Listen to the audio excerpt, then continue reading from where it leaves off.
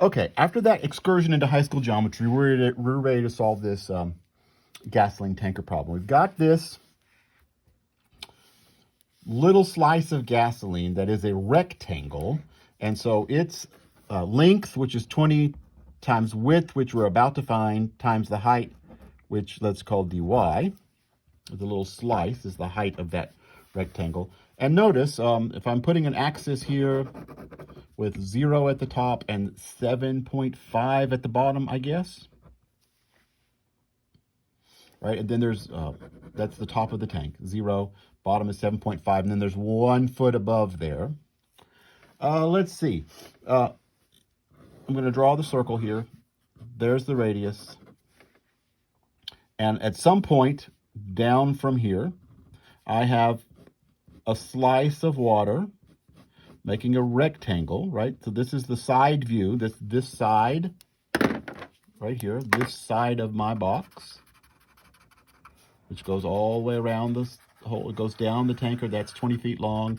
That's whatever the width is. That's 20 feet long. I've got this small rectangular box making a slice of water. Oh, it's actually gasoline, slice of gasoline. So what is that width? Well, this is not horribly hard now. This is y from 0 down to my slice. This would therefore have to be 7.5 minus y. And all that stuff we just did with the high school geometry tells me that this distance here, h is the square root of y times 7.5 minus y. Now, there are other ways to get that. You do not have to know this fact in order to solve this problem. And so this other side, the other half of it is also that. So the width is 2 times the square root of y times 7.5 minus y dy. That's the volume.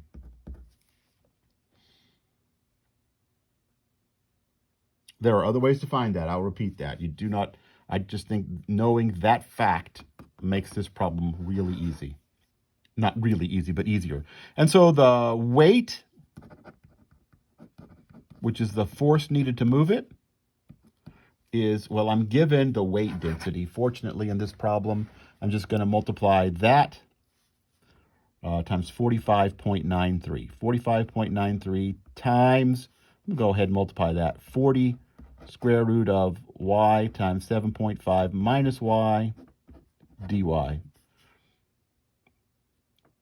Okay, so there is the force needed to move a slice. The distance the slice moves is, it moves up to 0, that's y, and then one more, y plus 1.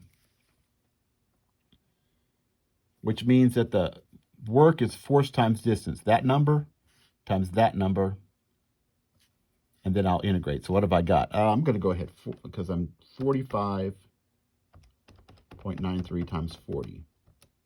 1837.2. It's a decimal here. Square root of y times 7.5 minus y times y plus 1 dy, and I will integrate that from 0 to 7.5 because the gasoline starts at 0 and the gasoline goes down to the bottom of the tank at 7.5. That's the work. That was a hard problem.